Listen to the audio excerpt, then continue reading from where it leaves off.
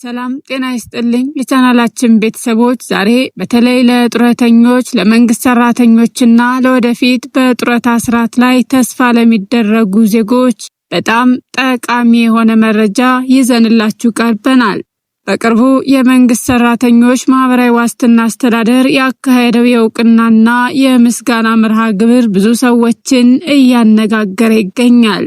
ምክንያቱም ተቋሙ ያስመዘገበው እድገት ወደፊት ለጡረተኞች የተሻለ ጥቅም የጡረታ ጭማሪና የተረጋጋ የፈንድ አስተዳደር እንደሚያመጣም አሳውቋል። ሆኖም ስለ ጡረተኞች የደሞዝ ጭማሪ በሰፊው ማብራሪያ ሰጥተዋል። ስለ ማብራሪያውና ያስተዳደሩ አዳዲስ እቅዶች ምን እንደሆኑ፣ ለጡረተኞች የሚጠቅሙ ለውጦች ምን ሊሆኑ እንደሚችሉ፣ የጡረታ ፈንዱ እንዴት እየተጠናከረ እንደሆነና ይህ ሁሉ በመጨረሻ በጡረታ ክፍያ ላይ ምን አይነት ተጽዕኖ ሊኖረው እንደሚችል በስፋት እንመለከታለን። እስከ መጨረሻው አብራችሁን ቆዩ። የመንግስት ሰራተኞች ማህበራዊ ዋስትና አስተዳደር ግንቦት 12 ቀን 2018 ዓ.ም ለሰራተኞቹ የእውቅናና የምስጋና ፕሮግራም አካሂዷል። ይህ መርሃ ግብር በተለመደው የሽልማት ስነ ስርዓት ብቻ የተገደበ አልነበረም። ከዚህ በላይ ተቋሙ በቅርብ ጊዜ ያስመዘገበውን ውጤትና ወደፊት የያዘውን አቅጣጫ ያሳየ ትልቅ መድረክ ነበር። በመርሃ ግብሩ ላይ የተገኙት የአስተዳደሩ ዋና ስራ አስፈጻሚ አቶ ሸጉ ኬሎ ተቋሙ በተለያዩ ከተሞች ያስገነባቸውን 8 ዘመናዊ የቢሮና የንግድ ህንፃዎች አጠናቆ ማስመረቁን ገልጸዋል።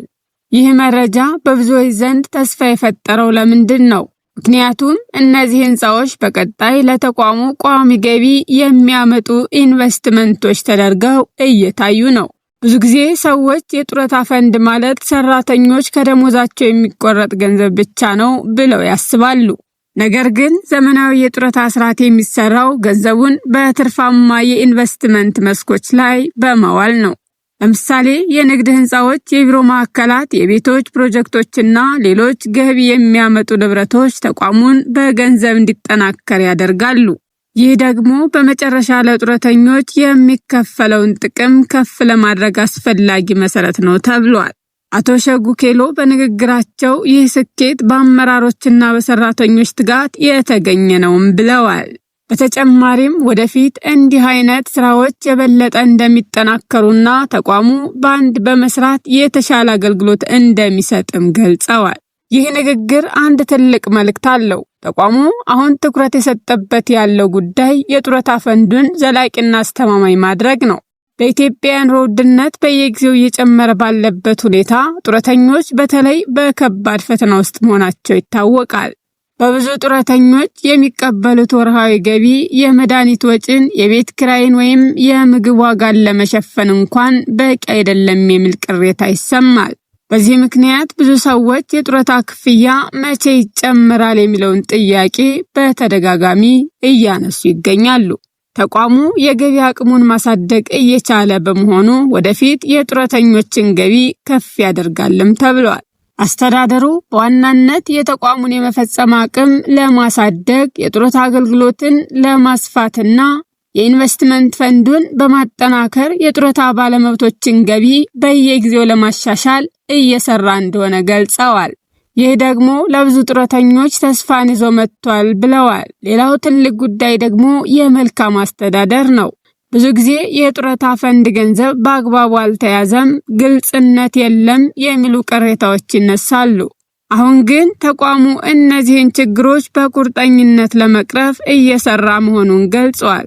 ይህ ማለት የጡረተኞች ገንዘብ የበለጠ በአስተማማኝ ሁኔታ ሊተዳደር ይችላል ማለት ነው። በተጨማሪም ተቋሙ በቴክኖሎጂ የተደገፈ ዘመናዊ አገልግሎት ለመስጠት እየሰራ መሆኑ ተገልጿል።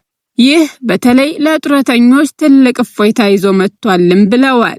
ምክንያቱም ብዙ ጊዜ ጡረተኞች ለአንድ አገልግሎት ረጅም ሰልፍ ውስጥ መቆም ይገደዳሉ። አሁን ግን በዲጂታል አገልግሎትና በቴክኖሎጂ ድጋፍ ይህ ችግር ሊቀንስ ችሏል። በመርሃ ግብሩ ላይ ለ20 ዓመታት ተቋሙን በመምራት ለዛሬው ስኬት ከፍተኛ አስተዋጽኦ ላበረከቱት የቀድሞ ዋና ስራ አስፈጻሚ አቶ ዳባ ኦሪያ ልዩ የምስጋና የእውቅና ስነ ስርዓት ተካሂዶላቸዋል። ይህ ደግሞ ተቋሙ የቀድሞ አመራሮችን ስራ እንደሚያከብር ያሳያል። አሁን ብዙ ሰዎች እየጠየቁ ያሉት ዋናው ጉዳይ የጡረታ ጭማሪ ነው። በተለይ የኑሮ ውድነት እየጨመረ ባለበት ወቅት የጡረተኞች ገቢ መሻሻል ትልቅ ፍላጎት ሆኗል። ብዙ ቤተሰቦች በአሁኑ ጊዜ በከባድ የኢኮኖሚ ጫና ውስጥ ናቸው። የምግብ ዋጋ፣ የቤት ኪራይ፣ የመድኃኒት ወጪና ሌሎች መሰረታዊ አገልግሎቶች በጣም እየጨመሩ ነው። ስለዚህ የጡረታ ክፍያ ማሻሻል ለብዙ ጡረተኞች ከፍተኛ እፎይታ ይሰጣቸዋል። ተቋሙ እየሰራ ያለው የኢንቨስትመንት ማስፋፊያ ፕሮጀክት በቀጣይ የጡረታ ፈንዱን ገቢ ካሳደገ ይህ ለጭማሪ ወይም ለተሻለ ጥቅም መሰረት ሊሆን ይችላል ብለው ብዙ የኢኮኖሚ ባለሙያዎች ያስረዳሉ። በመጨረሻ የዛሬው መልእክት አንድ ነው። የጡረታ ፈንዱ እየተጠናከረ ነው። አዳዲስ ኢንቨስትመንቶች እየተሰሩ ነው። ተቋሙ በቴክኖሎጂ እየዘመነ ነው እና ይህ ሁሉ በመጨረሻ ለጡረተኞች የተሻለ ጥቅም እንዲያመጣ ነውም ተብሏል። በቀጣይ የጡረታ ጭማሪ የሚመጣበትን መንገድ እየተጠረገ እንደሆነ ማሳያ ነው። እንግዲህ የቻናላችን ቤተሰቦች የዛሬው መረጃችን አንድ ትልቅና ግልጽ መልእክት አለው። የመንግስት ሰራተኞች ማህበራዊ ዋስትና አስተዳደር የጀመራቸው አዳዲስ ኢንቨስትመንቶች፣ ስራዎች፣ የገነባቸው ዘመናዊ ህንፃዎችና አገልግሎቶችን በቴክኖሎጂ ለማዘመን የጀመረው ጉዞ የጡረታ ፈንዱን በኢኮኖሚ እያጠናከረው መሆኑን ያሳያል። ይህ መነቃቃት ደግሞ ለብዙ ዓመታት ለሀገራቸው በታማኝነት ላገለገሉ ጡረተኞች የተሻለ ጥቅምና የኑሮ መሻሻል ለማምጣት ትልቅና አስተማማኝ መሰረት እየጣለ ነው። በቀጣይ የሚመጣውን የጡረታ ጭማሪ መንገድ እየጠረገ ያለው ይህ ስራ አሁን ባለው የኑሮ ውድነት ውስጥ ለሚገኙ ወገኖቻችን ተስፋ ሰጪ ቢሆንም የብዙዎች ጥያቄ ግን አሁንም ምላሽ ይፈልጋል። ታዲያ እናንተ በዚህ ጉዳይ ላይ ምን ታስባላችሁ? አሁን ተቋሙ እያስመዘገበ ያለው የኢንቨስትመንት እድገት በአስቸኳይ ለጡረተኞች የደሞዝ ጭማሪ ለማድረግ በቂ ነው ብላችሁ ታስባላችሁ?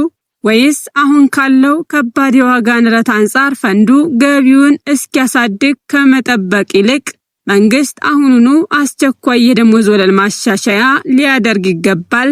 ያላችሁን ማንኛውም ገንቢ ሐሳብና አስተያየት ከታች ባለው የኮሜንት መስጫ ሳጥን ላይ እንድታካፍሉን እንጋብዛችኋለን።